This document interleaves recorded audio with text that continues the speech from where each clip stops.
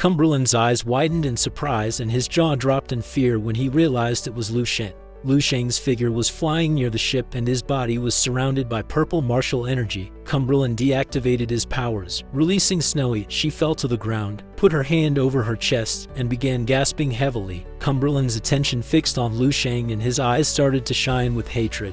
He clenched his teeth and fist tightly. He knew that the appearance of the human figure was that of Lu Sheng, but the sensation it transmitted was not that of a real body, but rather an illusion. When thinking deeply, his eyes widened in fear, realizing that it was an avatar of spiritual energy of Lu Sheng. While he was distracted, the clone of Lu Sheng began to advance towards him with a serene gaze. Upon feeling the energy of the clone, Cumberland panicked, not knowing what to do. Just before Cumberland had time to react, the clone attacked with a fierce burst of energy, which struck directly against Cumberland's body. The attack was so powerful that the burst of energy left the ship and traveled hundreds of meters over the water. Lu Sheng's clone concentrated his martial energy into his fist and struck Cumberland in the chest. Seeing this, Cumberland's eyes widened in surprise and confusion. At that moment, Lu Sheng's attack caused Cumberland's soul to leave his body. The attention of all the martial saints focused on Cumberland's soul, and their eyes widened in terror, putting them on alert. They could not believe that with a single blow, Lu Sheng's spiritual energy clone had pulled Cumberland's soul out of his body, which was practically the same as being dead. Cumberland's soul began to ascend toward heaven. With a worried gaze, he begged the guide to save him. The guide started to gaze at the ground in silence, lost in thought. He decided not to stand idly by watching one of his subordinates die, so using his power, he moved one of his fingers. The guide's energy made Cumberland's soul stop ascending to heaven and start returning to its original body. Upon noticing that he was not going to die, Cumberland's eyes began to shine with joy. The soul of the martial saint entered back into his body, and he could not help but clench his fists tightly and feel relieved knowing that he had not died. He put his hand over his chest and his eyes widened in terror since he could not believe that his soul had returned to his body. The attention of the other martial saints was fixed on Lu Sheng's clone, and with faces full of fear, they began to retreat. Cumberland revealed that Lu Sheng's strength had increased again. Now he could even dominate the martial souls of life and death, so their so-called 9th level divine bodies were nothing compared to Lu Sheng's power. Lu Sheng's clone clenched his fist and prepared to attack again. Cumberland hid behind the guide. The guide started looking at the ground and thought it was no wonder that the 9th level warriors of this planet were like toys for Lu Sheng. He couldn't help but praise him.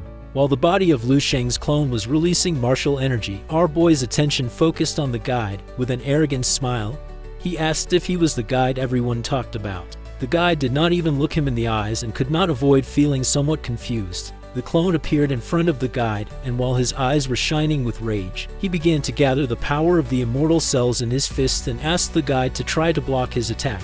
The clone's fist began to emit a powerful martial energy, and when the guide raised his head, the fist was already centimeters away. Instead of panicking, the guide remained calm, raised his hand, and decided it was time to get serious. Then, the guide touched the forehead of the clone with one finger, causing his energy to enter into his head. Upon feeling the energy of the guide, the eyes of the clone began to shine with confusion. The energy of the guide began to spin rapidly, forming a small tornado around them. The power of the guide was so strong that the bodies of the martial saints were thrown into the air. No one was able to withstand it. Lu Sheng's clone decided not to give up, and with a determined gaze began to strike with a chain of punches. With a calm expression, using only one hand, the guide blocked the attacks of the clone. But the clone decided to attack by surprise, yet without much effort, the guide again blocked his attacks. The clone concentrated his martial power in his fist, causing martial fire to emerge from his body. Without losing another second, the clone attacked again with all his strength, but as expected, the guide did not have much difficulty blocking the punches. Now that the clone had his guard down, the guide decided to counterattack with a powerful punch. The clone's attention was fixed on the fist and his eyes widened in surprise. The guide struck the clone in the chest, making his body retreat several meters. The guide began to observe him and with a smile mocked him by asking if this was all he had and advised him to surrender. The clone put his hand on his chest and with a confident smile revealed that he was just finishing warming up. At that moment, a tornado began to form in the middle of the sea near the yacht and a powerful martial energy started to emerge from it. Not long after, Lu Sheng emerged from the tornado. and began to advance towards the yacht. The attention of our boy was fixed on the guide and his eyes started to shine with seriousness. The image of when he was in front of the eye that was watching him from within the rift appeared in Lu Sheng's mind. Now he had no doubt that the guide was that being who had given Zhao Jai the deadly technique. The guide began to gaze towards the ground and did not say a single word. With a serious expression, Lu Sheng used his power and pulled Snowy out of the yacht. He began to stare at the guide and gave Snowy the order to flee first. With a serene gaze, he questioned whether the guide's objective was the energy crystals. Upon hearing this, a smile spread across the guide's face, revealing that Lu Sheng only had to give him 400 kilograms of energy crystals, and in exchange he would not kill him, and in that way Lu Sheng would continue being the only one at the top. While Lu Sheng's body was emitting a suffocating martial energy, he descended elegantly onto the yacht right in front of the guide.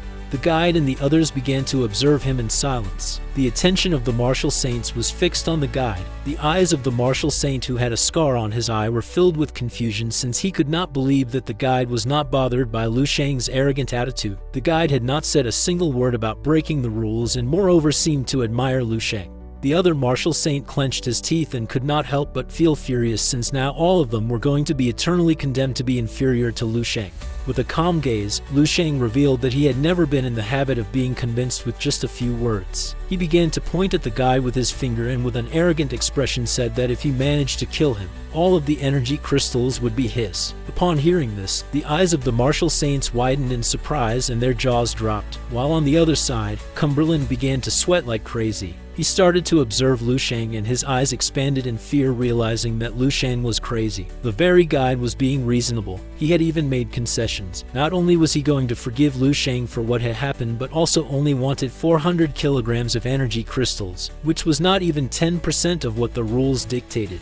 He was dumbfounded since the guide had made him a very generous offer, but still Lu Sheng was mocking him. Upon hearing Lu Sheng's words, the guide's eyes widened in surprise since no one had ever rejected his offer before. With a curious gaze, he asked if Lu Sheng was sure. Our boy began to stare at him intently with a confident expression and could not help but smile. Lu Sheng closed his eyes and with an arrogant expression asked if the guide's martial art was that of a baby. He could not believe that even for fighting he was so fearful. The guide's attention fixed on Lu Sheng and his eyes widened in confusion, leaving him in shock. Lu Sheng continued mocking him and asked if he practiced martial arts for fools. The voice of our boy spread everywhere. The guide began to lose control and the yacht started to shake. Our boy called him a fool and his words were like a stone falling on his head. The guide began to gaze towards the ground in silence, not knowing what to do. The martial saints began to move away and their faces were filled with sweat and fear since they could not believe that Lu Sheng had dared to insult the guide. For people from a culturally inferior planet, it was like insulting a divine figure, and even so Lu Sheng pointed at the guide and called him a fool. The guide clenched his teeth tightly and while his body was releasing a suffocating energy, he made it clear that he was no fool. He was so furious that he clenched his fists and veins began to form all over his body. Somewhere else on the planet there was a volcano. The power of the guide caused that volcano to erupt. Somewhere else there were two men fishing in the sea. The sky filled with black clouds and it started to thunder. The attention of the men fixed on them and their eyes filled with confusion. Without hesitating for a second, the two men knelt down and with their bodies trembling, they began to beg for mercy, believing that the Sea Dragon King had become angry. They decided to plead for it to be calmed. Cumberland's attention was fixed on the clouds and his jaw dropped in fear. He knew that a level 9 warrior could communicate with heaven and earth, but causing such a vast change in the natural order with just one thought was impossible. He knew that this already surpassed the level of a powerful being from a single planet. Realizing that the guide had reached stellar level, Snowy, who was moving away from the yacht, placed her hand over her chest and began to observe the thunder. Her eyes filled with worry as she did not know if Lu Sheng would be all right. The guide extended his hands and began to fly, causing his body to start releasing an intense evil energy. The martial saints went into shock, while Lu Sheng's eyes were shining with joy. With an arrogant smile, he once again called the guide a fool and asked if that was all. The guide started staring at Lu Sheng and with a furious gaze made it clear that a fool like him deserved to be punished. Using all his power, the guide moved like thunder and in the blink of an eye appeared in front of Lu Sheng.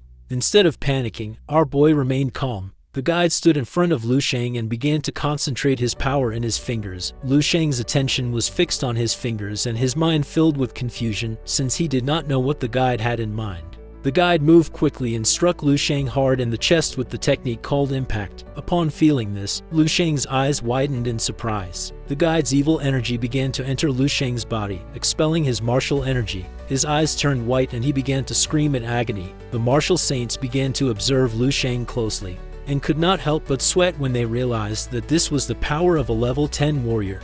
Even the pinnacle of the human world, Lu Sheng, under the guide's power, did not have the slightest chance to resist. They thought he was going to be crushed in an instant and reduced to a mass of flesh, while the guide's hand was releasing an intense energy with a furious expression.